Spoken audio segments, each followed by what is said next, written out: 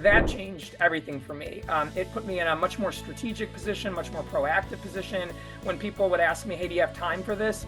I would be able to communicate from a position of strength and power and say, I'd love to, but unfortunately, I'm just not able to, because I've actually got something I've deemed more important that is in the way of that. And I've got to stay true to that.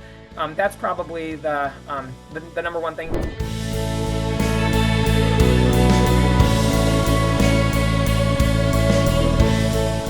Hey, Uncommon Leaders, welcome back. This is the Uncommon Leader Podcast. I'm your host, John Gallagher. I've got a great guest with me today who's going to lead us through a fantastic conversation, her personal growth journey and how she supported others as an executive coach and as a leader in an organization as well. Amy Chambers, she's got over 21 years of financial services industry and 15 in leadership roles. So by the age of 28, she was leading over 250 people in her organization, which says a lot about her leadership skill right off the bat and how that was recognized. But she's not just about those numbers. She's also a two-time international best-selling author. We'll talk about one of those books today during our conversation that came out in 2024. And we'll also talk about her journey of health and fitness in life, and that, let's give her some more numbers. She went from being unable to run a mile to completing over 240 half marathons and 12 full marathons, logging over 14,000 miles.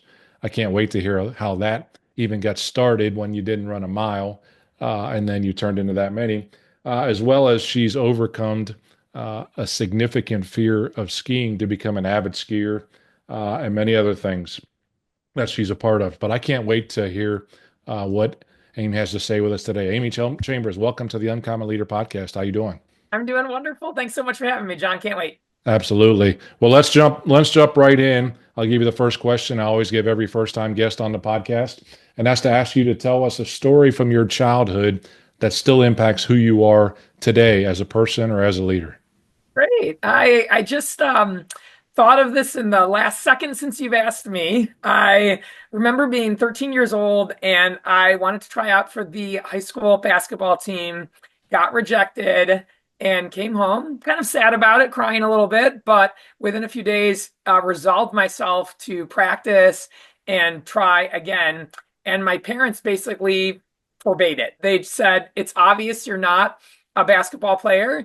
Let's focus on your studies. You have real talent there. It's just basketball must not be for you. And I accepted that. And I think they meant well. They didn't want me to hurt or have pain. But I look back now with more experience and I realized that we were trying to avoid being uncomfortable. And we had what I like to call a fixed mindset. We thought mistakes and failures were bad and they sort of stuck with us. And we had this belief either you were born with it and it came naturally to you, or you didn't. We did not believe that things could be improved with hard work and effort. And I look back with a lot of regret because I loved basketball and I wasn't very good at it. And so I didn't make the team, but I figured out within a few years of that having happened that something had gone wrong there. And I resolved myself to choose to feel differently when I didn't make the team or it wasn't easy in the beginning, hence the running, hence the skiing now. And whenever something is making me feel awkward or uncomfortable, I've made this decision, this conscious choice to just say, well, I just haven't worked hard enough at it yet. Or it's a sign that I'm still growing or evolving. That's why it's so hard. I just need more practice. And I've decided not to use that kind of lesson that we had at the time, which is, oh, it just must not be for you. Let's try something else. And my parents meant well. They loved me very much, but I think we avoided a lot of pain and a lot of hurt. And then that led us to kind of keeping ourselves smaller than we needed to be. So I still remember that basketball moment and say, I never want to feel that way again. I never want to feel like it isn't for me or I should give up just because it's not easy in the beginning. And so I've used that a lot in my adult life to kind of learn what not to do, honestly. When I think about that, and I love that that shaped you. Now, the fact is, it still sits there. There's nothing you can do to change that past as well. Fixed mindset is one thing. Look, that regret word, I often talk about regret being a dish that's best left unserved. No doubt about it. I mean, it's one of those words, and I've got a few of those from childhood as well in terms of some of those choices that may be made, but ultimately help to shape how you are today. And I know that was in your book as we get into that a little bit more. Maybe not necessarily that story that I remember correctly, but that overcoming that pain and really dealing with that and changing your mindset. A big part about what you've done. And frankly, you had all that success in business. You've become so successful in life with regards to your fitness journey and that space. And you've also now turned it into an executive coaching opportunity. So for the last few years, you've been an executive coach. So let's go there for a minute with regards to a choice, then we'll get into your book. But you made that decision back in 2021 to leave the corporate world, if you will, and become an executive coach. Tell me a little bit about that choice. What was there for you?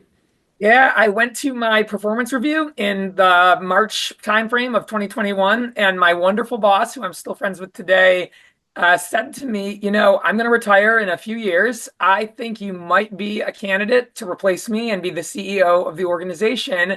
And for that to take place, I really want you to shore up your lending knowledge. It's the one vertical within financial services I had never led. I had wealth management, retail, call centers, facilities, investment services, just hadn't done lending. And so his charge to me was, get yourself to lending conferences, go meet chief lending officers. If you're going to be a CEO someday, you've got to have that. And I should have been floored and excited. Here, the CEO of the company is telling me that I could potentially be his replacement. This was like the moment I thought I was waiting for my whole career. And I went home and I realized I felt nothing. I felt kind of flat about it.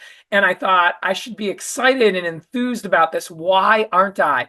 And as I did some soul searching over the next few weeks, what I realized is, I've got this vision, this dream, this passion that has been nagging at me for years, and I'm not doing anything about it. And this dream I have, which has kind of been a little bit silent until this point, is to end up like Tony Robbins and be on stage in front of thousands of people and writing books. And I realized my heart was in coaching and consulting and talking with people about their belief systems, not in writing board reports and not in looking at the financials and not in running a financial services company. So I realized I owed it to myself to go back and tell them the truth. It was a little nerve-wracking to be courageous enough and say, I don't think I actually want to be the CEO of a financial services company.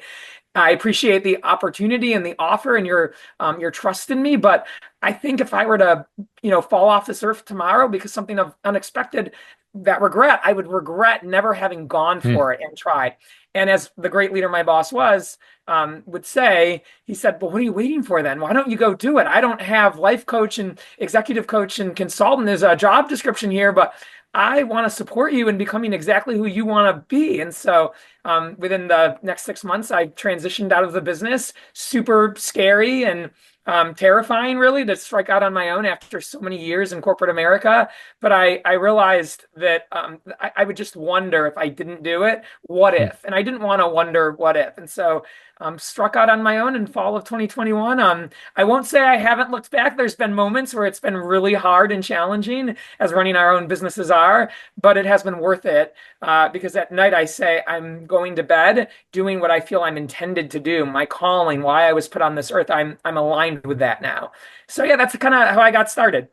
Okay, Amy, I can't express it and hear that basketball story in there as well in terms of that regret that went along with it and you didn't want that. That's what I hear. You didn't say that, but that's what I hear in terms of saying something you've had a dream about that you've wanted to do and going after it. You've got many of those stories. I can't wait to talk about those. But let's do. Thank you for sharing that. By the way, it was a little like that when I got into coaching in August 2020. So not too far before you had the opportunity to do that as well, and leaving the security of the corporate world, the salary that exists there, and all the things that come along with it, the leadership of many people to the leading of three, me, myself, and I, is quite a big change. So I can understand and relate to some of those feelings that you had, including the looking back and saying, did I really do the right thing? So I know I am where I'm supposed to be as well.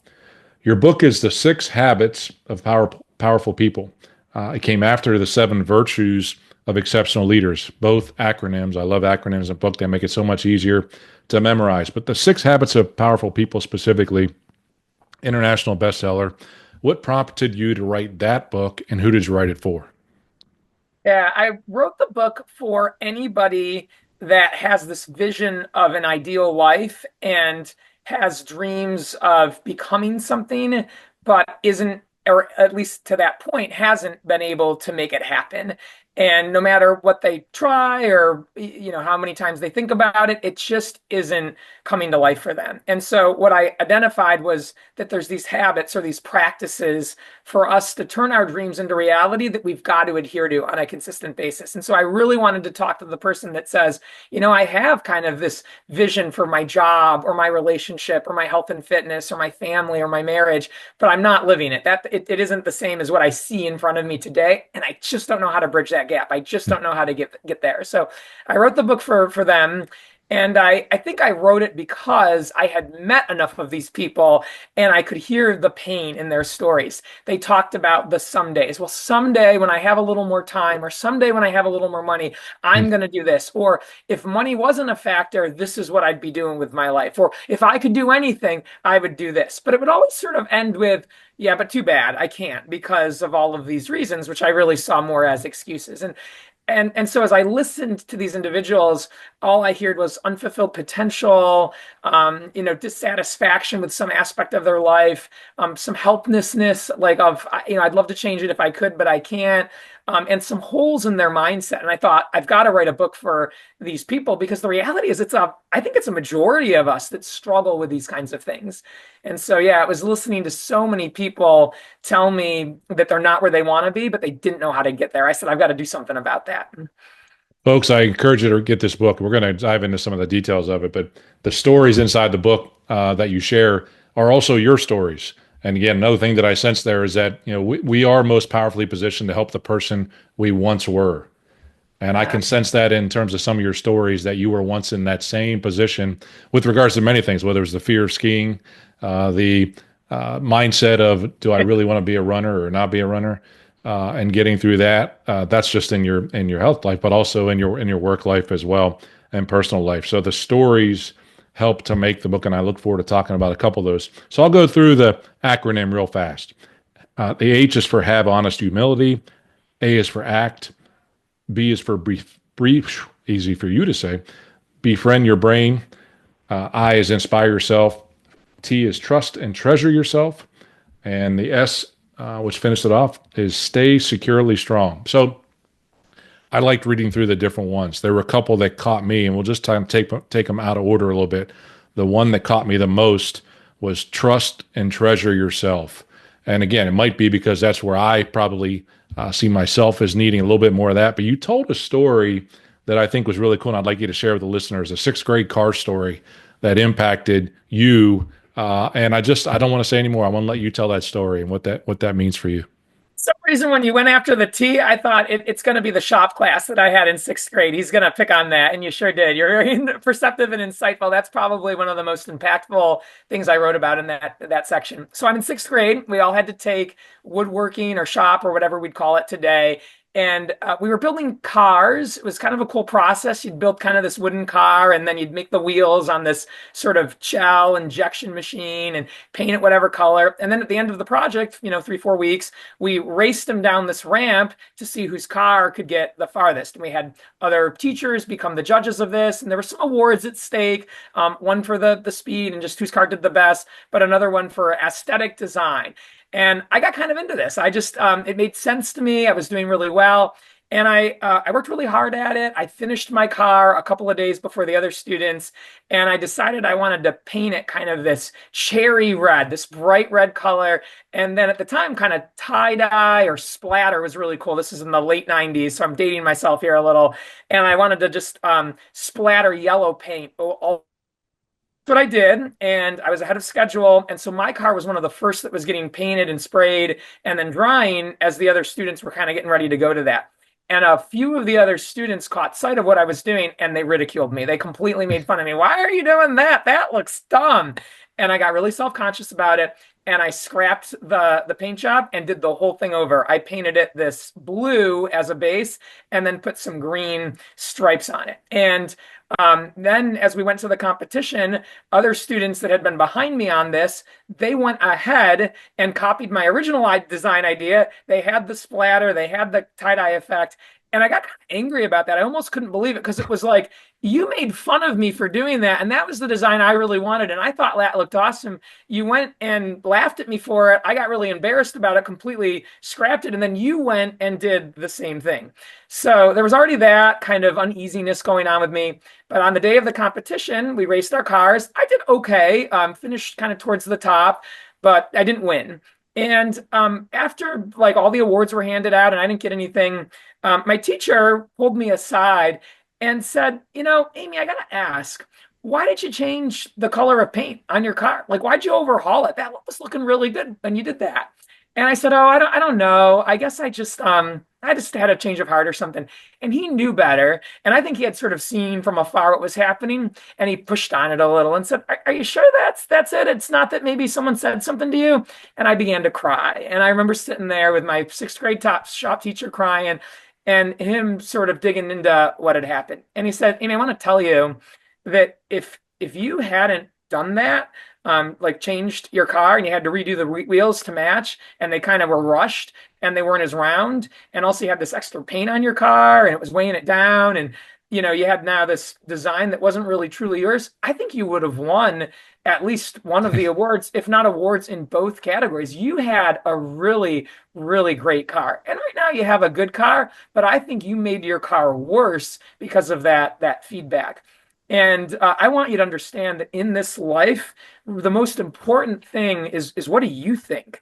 Not what do other people think of you, but what is your heart telling you? And I think what happened here is you left behind your heart and your wants and your desires because of these other kids who, by the way, aren't even really your friends. I mean, this isn't part of your inner most trusted support circle.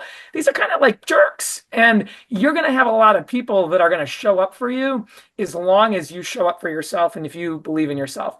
And it was a really hard conversation, but I walked away from that, and so many times in high school and in college, I'm still pretty young, but I was growing stronger in my convictions over who I was. I went back to that moment with my Hmm. sixth grade teacher and thought, he's so right. I mean, this is exactly it. And I see a lot of adults still struggle with these things today. We get very interested in what other people think of us, but right there as a 12-year-old girl, I got some of the best life advice I'd ever got, which is believe in yourself, trust yourself, listen to yourself, cherish yourself, and definitely do those things more than what anybody else, especially strangers, are going to say to you. So I hope it was the way that you read it. That's what I remember about that story. Well, that's exactly how I read it. And now we're at two big stories from your childhood that have impacted your life in leadership. Your and just I just think it's so cool how it lines up with being able to share those stories with those that we coach and teach.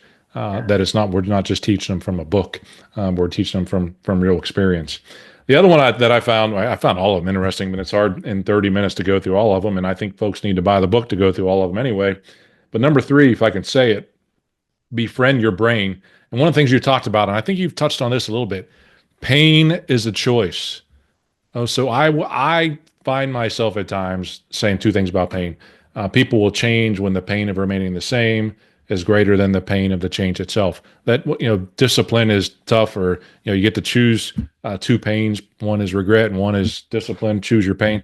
A lot of different things, but to say that pain is 100% choice, tell me what you mean by that in terms of pain being a choice. Yeah, and I think the way I put it in the book is, pain is inevitable. We are going to have pain. Lots of things in life are very, very painful. Choosing to change is painful. Trying new things is painful. Being successful and working hard, consistent discipline, doing something over and over again just because you know it's right, regardless of whether you feel like it, that's painful.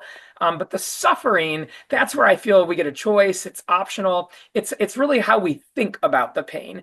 And I do believe we have a choice in that. I remember the Viktor Frankl story. It was something written Hmm. about in Man versus Meaning. He was a prisoner of war in a concentration camp, and they were doing all sorts of kind of experiments on him because he was one of the few prisoners that said, no matter what they do to us, as long as I'm still alive, I can't control what's happening to us right now, but I always can control my response. And that's one thing they cannot take from me. And they began noticing that Viktor Frankl was treating this differently and really were trying to figure out like what they could do to break him. But Viktor just basically said to himself, I'm going to prove that psychologically I always have a choice in how I respond.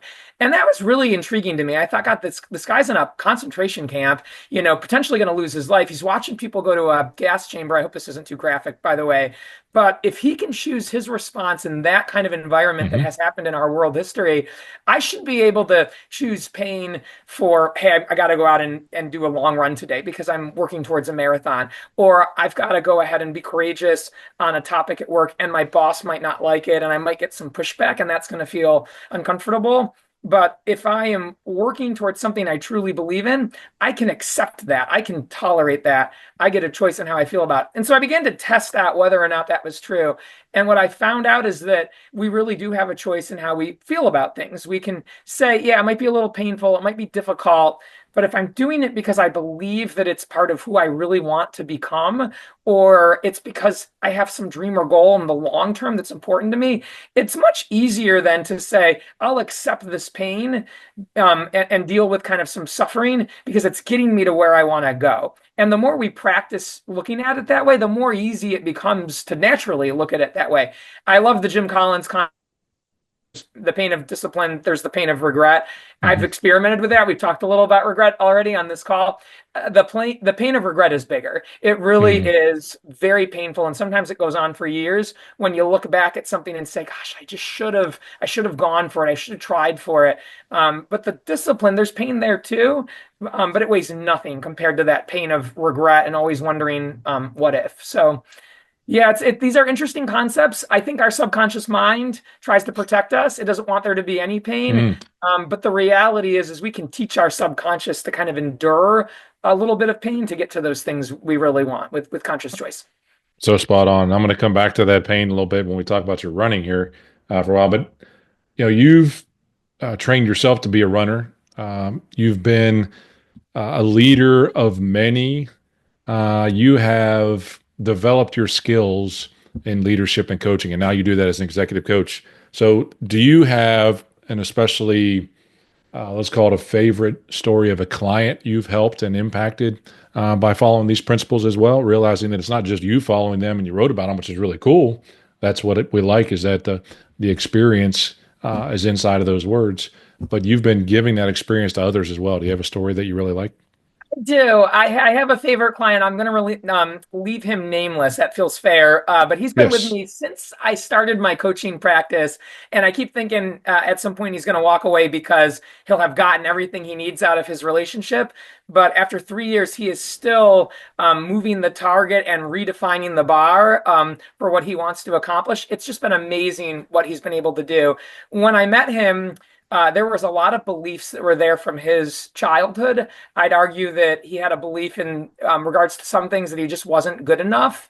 He hadn't gone to college. I think that really stuck with him that, that's just not for me. The people that are going to be highly successful in a professional environment are going to be people with college degrees or master's degrees, and I don't have that. He was nervous to be in a gym because he had been bullied a lot when he was a young boy and told, hey, you're not really athletic. You don't belong here. And so he kind of was like, this isn't for me. I'm afraid if I go there, they're all going to kind of, look at me. He Mhm. was, I think, probably being somewhat verbally and mentally abused by his leader and his boss. This is kind of what you're going to do with your career. Don't think beyond my team. You work for me instead of, hey, we want to develop you as great talent for the organization. And through all of the things we're talking about, there's a choice in how we respond. And the most important thing we can do is figure out what can we control. It's not about what's happening to us. It's about the choices we make in response to those things. And we can change our beliefs. We don't have to operate with these paradigms that we were given in childhood. And many of them might just be stories, these things we're telling ourselves about ourselves. But as we talked through all of that, he went on and has done so much. He's gotten a much better role at work. He's now a well-paid relationship manager. He deals with very high-end clients. He's moved to a different commercial bank. He's taken on leadership roles. He's got a boss now that is putting him up for all sorts of opportunities. He's tested and gotten his Series 7 and all the corresponding license to sell investments. He's gone back to school and been getting A's. He's nearing graduation. He now has completed over 100 sessions or classes at Barry's Boot Camp, and he lives up in San Francisco. It's a pretty aggressive fitness center, from what I understand. It's not for the weak of heart. It Hmm. sounds more aggressive than CrossFit, and he fits in there, and he's got a whole cohort of those. He's been asked by his company to travel around the country and host these high-end clients at various events, including the US Open. And it's so neat to hear him continually redefining what's possible for himself. He was afraid of skiing just like I was. He's now going on annual ski trips with some of his closest friends, bought his dream house. All of these things have been made possible because he was willing to overturn these things of like, maybe a six-figure salary is all I'm really cut out for. Hmm. Or and maybe I didn't do well in college the first time I tried it. I probably can't do well now. An investment, series license, oh gosh, I don't think I could ever test or be considered for that. I just don't know if they're going to give me a team to lead. I better stay an individual contributor. One by one, he has learned that just by asking for things and believing in himself, and whether you think you can or think you can, either way, you're right, by deciding that he can and then saying, I will, he has been able to do all sorts of things. And seeing where he's at now in life versus where he was 3 years ago has been amazing. He's probably one of my favorite success stories, but it all started with some simple changes Hmm. in how he saw himself and what he believed was possible for himself. So yeah, he's probably one of my favorite clients. Those limiting beliefs can be crippling. When you can help Yes. someone overcome that, Amy, that's pretty powerful. Thanks for sharing that story. Yes. And I'm sure absolutely he's appreciative of the coaching that you provide. You've quoted several leaders. I mean, Jim Collins, you talked about, Viktor Frankl's got, the book that would be there. Many quotes that you have throughout your book. Is there a specific book that has impacted you the most in your personal growth? Yeah, there's a few. Seven Habits of Highly Effective People by Stephen Covey changed my life. When I read those seven habits and thought about how I was practicing them and living them each day, everything changed for me. Simple stuff like just starting with the end in mind and saying, where do I want to end up in 10 years? And then let me work backwards. That was transformative. Carol Dweck's mindset, that is really where I got the concept of the fixed mindset, where we view mistakes and failures Mm-hmm. as bad and to be avoided, and the growth mindset where we view those things as learning opportunities to challenge us and evolve us. And then from a leadership standpoint, Liz Wiseman's Multipliers, it mirrors the seven virtues really well. When I read that book, I had already been outlining the leadership book I wanted to write. And I thought, oh my gosh, this is my book. She's literally written my book. But there, the concepts are all about, it isn't about you as the leader. It's about how you can help other people be great. It's not about what you know. It's about unleashing what they know. And so it's a servant leadership kind of shifts this idea on its head of, you've got to be successful and have all the answers. It's like, no, you've got to actually ask all the questions and help other people be successful. And that is my belief of what leadership really is. So those three books are probably the three most impactful books I've read of many. Excellent. Let's so the six habits or the seven virtues. Folks are going to read your book. They're going to put it up on a bookshelf. Like you got a bookshelf behind you. I got one behind me. Those are watching on YouTube. And they're going to see your book sitting up there on the shelf after they've read it maybe a year ago. What do you want them to think? What do you want them to do when they see your book sitting up on the shelf after they've read it? Yeah, I would like them to think this framework, this model, these habits are a daily consistent answer to any problem I'm having, whether it's some struggles in the personal relationship, whether it's I want to lose some weight and get in better shape, or whether it's I want to be more valued at work. These habits inside that book are the way forward. They're the answer, and so I want people to refer back to it time and time again when they're struggling with motivation, or they're talking negatively to themselves, or they just don't feel that something's aligned. I want them to go back to those pages and read those stories, read the quotes. There's some action items for day-to-day use that they can start implementing right away. And those practices aren't a one-time thing. They are a constant Hmm. discipline. I have to refer back to my own book with new problems and challenges to remind myself that the work is never done. It's a lifelong journey. So when they see that book on the shelf, I would like them to know that it is the way forward with anything, really, not just one thing. Love that. When you think about that, I want to lose a little weight. I want to be a better leader. Very, very vague. And I know there's some specificity to that you've talked about inside your book as well. I've used a quote often. It says, good intention without discipline leads to excuses, but good discipline with good intention leads to excellence. And I think those are things that Okay. can really be powerful for us. So maybe that one can go in your next book that you got coming out in terms of putting that quote in there. I'm curious, what are one or two daily habits you have that keep you in shape, both physically and maybe from a personal development standpoint on the leadership side as well?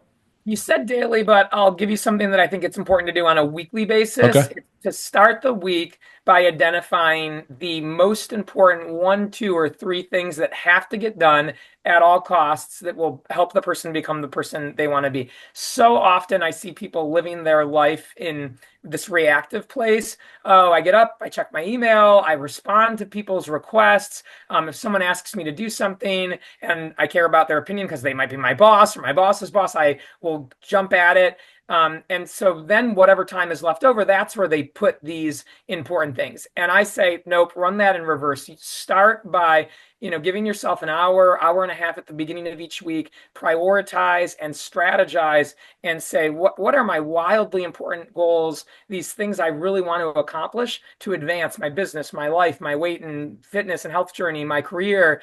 And then where are they going to go on my calendar? I'm putting it on Tuesday afternoon. It's going to take place at this time. If it really has to be rescheduled, then they would pick it up and find another spot for it. And one of my favorite quotes from that, Stephen Covey's 7 Habits of Highly Effective People, is it's easier to say no when you have a greater yes in mind.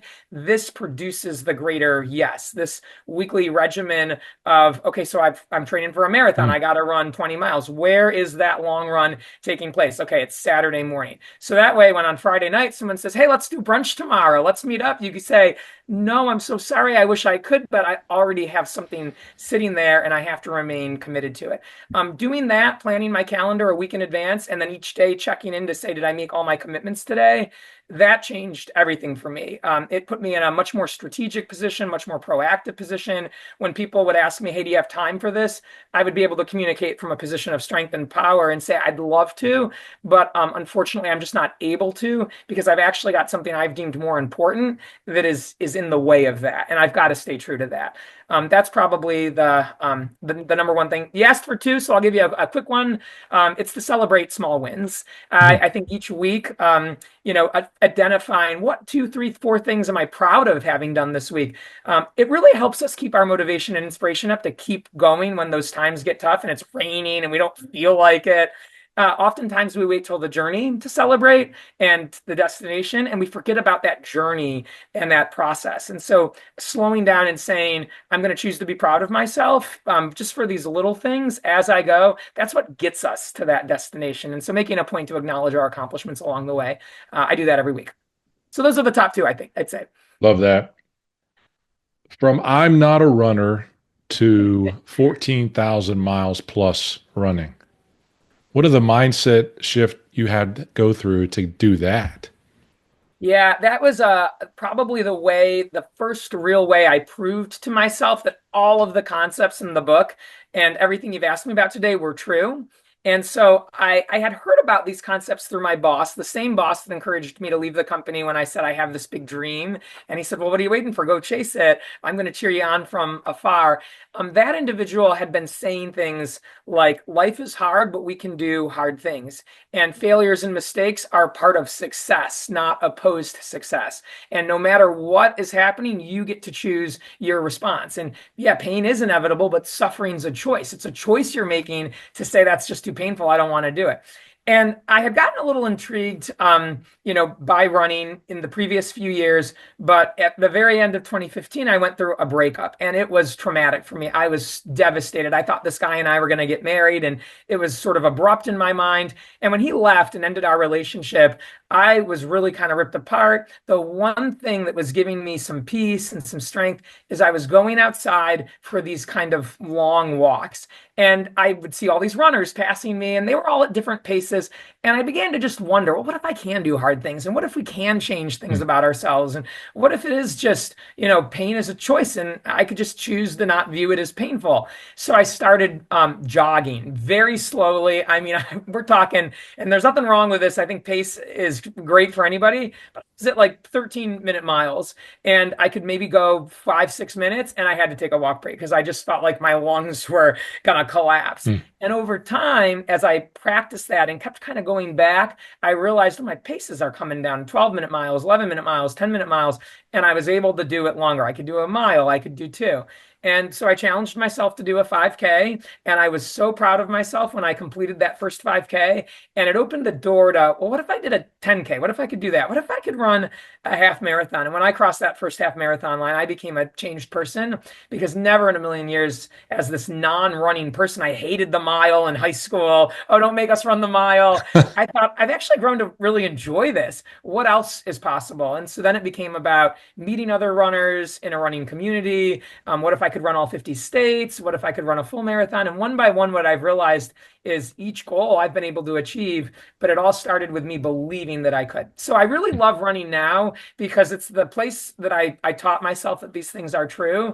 And running gives me the strength and the courage. And it reminds me that these principles apply to our professional lives as well, or our relationships. And so it's a good way to practice it and keep it fresh. Because there are aspects of running I still find uncomfortable. Now, when I'm racing a 5K at closer to an 8-minute mile or high sevens, I still struggle. And then I talk to myself. I talk myself through it. Hey, you're supposed to be struggling. You got half a mile to go and you're close to a PR. Duh, obviously it's going to be hard, but you can do this. And I like having a way to practice those mindset thoughts. Those conversations are cool. I love that. Thank you for sharing that. Even tying it to your point, all those points inside the book. Amy, how can folks stay in touch with you? This conversation has been great. I could keep going, but I know we're up against the wall on time, and I just want to make sure that I'm honoring your time. But how do folks learn more about you and stay in touch? That's great. This has been wonderful. It's amymchambers.com is my website. So you can read about all my services on there. I'm on YouTube as Coach Amy Chambers, on Instagram, Amy M. Chambers, LinkedIn, Amy Chambers. I'm on most social media platforms, put out a video or two every week on these concepts. It's called Transformation Tuesday. So that's probably a very easy way to start kind of learning some of the things I believe in the mindset. And then, yeah, the books are on my website. If anyone wants to buy a book, the Virtues 10 gets people 10% off the Virtues book. Habits 10 gets folks 10% off the Habits book. And you'll find those books right on amymchambers.com. So those Excellent. choice. Amy, this has been a great conversation. I'll put links to those things in the show notes as well so that folks can get to it easily to go forward. And I would encourage those that are listening. I'm sure you've heard something in this podcast that you need to share with someone. So please do that. Just take a chance and click that share button or the subscribe button so folks know. And the other side is to give it a review so we can get this in front of even more people. So I would appreciate that. Amy, I do appreciate mostly, though, is your time invested with the listeners of the Uncommon Leader podcast today.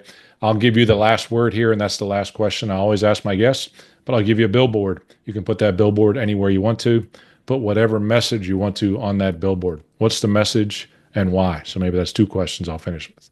Yeah, I think I will go, and it's something I said earlier on this call, but it got brushed over very quickly. Whether you think you can or think you can't, either way, you're right. It was either Henry Ford or Confucius that said that. Those are the two I've heard credited for it. Why it underpins the importance of our belief and how important self-fulfilling prophecies are. If we think we are going to do something, our brain will find ways to make it happen. But if we think we can't, our brain doesn't want to make a liar out of us. We will find excuses and reasons and data and evidence that shows us, yeah, see, I'm right. I just can't do that. So it all starts with us choosing to believe that we can accomplish something. That's where all the magic happens. So that's what I'll leave folks with today, John. Amy, thank you so much. I thought that was attributed to Lou Holtz in his book Winning Every Day, by the way. A Notre Dame grad, alumni like you are, we would try to pick that up. But I don't think Lou Holtz came up with many of the original thoughts in terms of what went into his stuff. But thank you so much for sharing with the listeners again, Amy. I wish you the best. Hope we Thanks. stay in touch. John, you're incredible. Thanks so much.